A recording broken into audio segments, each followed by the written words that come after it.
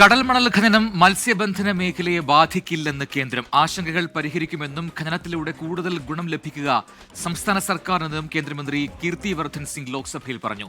ഖനനം ആരംഭിക്കുന്നതിന് മുൻപായി പഠനം നടത്തുമെന്നും മന്ത്രി വ്യക്തമാക്കി.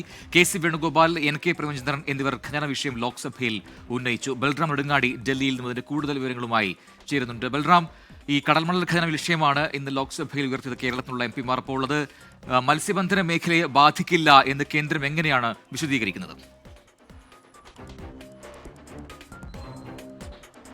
പ്രജിൻ, ഈ വിഷയത്തിൽ ചോദ്യോത്തരവേളയിൽ കേരളത്തിൽ നിന്നുള്ള 2 MP-മാർ കെ.സി. വേണുഗോപാൽ, N.K. പ്രേമചന്ദ്രൻ എന്നിവരാണ് ഈ കടൽ ഖനനവുമായി ബന്ധപ്പെട്ട് കേരളത്തിലെ തീരമേഖലയിലുള്ള ജനങ്ങൾക്കുള്ള ആശങ്ക ലോക്സഭയെ അറിയിച്ചത്. വിഷയത്തിൽ ആവശ്യമായ പഠനം നടത്താതെ സർക്കാരിന് എങ്ങനെ ലേലവുമായി മുന്നോട്ട് പോകാനാകുമെന്നും ഒപ്പം തന്നെ ഈ ലേലം ലഭിച്ച കമ്പനി തന്നെ ഇത്തരത്തിൽ പഠനം നടത്തും എന്നുള്ളതിന് എന്ത് വസ്തുതയാണ് അല്ലെങ്കിൽ എന്ത് യുക്തിയാണ് ഉള്ളത് എന്നുമാണ് കെ.സി. വേണുഗോപാൽ ഉന്നയിച്ച ചോദ്യം എന്നുള്ളത്. അതിൽ കേന്ദ്ര മന്ത്രി കീർത്തി വർദ്ധൻ സിംഗ് ആണ് മറുപടി നൽകിയത്. മത്സ്യബന്ധന മേഖലകളെ ഖനനം ബാധിക്കില്ല എന്ന് അദ്ദേഹം പറയുന്നത് തീരപ്രദേശത്ത് നിന്ന് 12 കിലോമീറ്റർ അകലെയാണ് ഇത്തരത്തിൽ 13 ബ്ലോക്കുകളാണ് ഈ ഖനനത്തിനായി കണ്ടെത്തിയിരിക്കുന്നത്. ഇത് മത്സ്യബന്ധനവുമായി ബന്ധപ്പെട്ട പ്രദേശമല്ല. അതേസമയം ഇന്ത്യയുടെ EEZ ഭാഗമായി വരുന്ന പ്രദേശമാണ്. ഈ മേഖലയിൽ ഖനനം നടത്തുന്നതുകൊണ്ട് മറ്റു പ്രശ്നങ്ങളില്ല എന്നും ഈ ഖനനം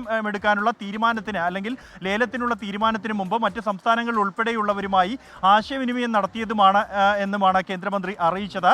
സ്വതന്ത്രമായ പഠനം നടത്തി മത്സ്യത്തൊഴിലാളികളുമായി സംസാരിക്കാതെ ഖനനവുമായി മുന്നോട്ട് പോകരുത് എന്ന ആവശ്യമാണ് കെ.സി. വേണുഗോപാൽ ഉന്നയിച്ചത്. എന്നാൽ ഈ ഖനനത്തിലൂടെ കൂടുതൽ ഗുണം ലഭിക്കുക കേരളത്തിന് തന്നെയാണ് എന്നും എന്തടിസ്ഥാനത്തിലാണ് ഇത്തരത്തിൽ ആശങ്കകൾ ഉയരുന്നത് എന്ന് തനിക്ക് മനസ്സിലാകുന്നില്ല എന്നുമാണ് കേന്ദ്രമന്ത്രി ഇതിനോട് മറുപടി നൽകിയിരിക്കുന്നത്. പ്രധാനമായും കീർത്തി വർദ്ധൻ സിംഗ് ചൂണ്ടിക്കാണിച്ച കാര്യം എന്നുള്ളത് 2018 കേരളം തന്നെ ആവശ്യമെങ്കിൽ ഈ മണൽ ഇറക്കുമതി അടക്കമുള്ള കാര്യം പരിഗണിക്കണമെന്ന് അറിയിച്ചതാണ് എന്നും ഈ മണൽ ഇത്തരത്തിൽ ഖനനം ചെയ്യുന്ന മണൽ കേരളത്തിന് ഉപയോഗിക്കാൻ കഴിയുന്നതാണ്. അതുകൊണ്ട് തന്നെ അതിൻ്റെ ഗുണഫലം ഏറ്റവും കൂടുതലായി ലഭിക്കുന്നത് കേരളത്തിനാണ് എന്നുമാണ് അദ്ദേഹം വ്യക്തമാക്കിയത്. ഒപ്പം തന്നെ ഈ ഖനനം ലഭിക്കുന്ന കമ്പനി ഖനനം ആരംഭിക്കുന്നതിന് മുമ്പായി തന്നെ പഠനം നടത്തും എന്നുമാണ് അദ്ദേഹം വിശദീകരിച്ചത്.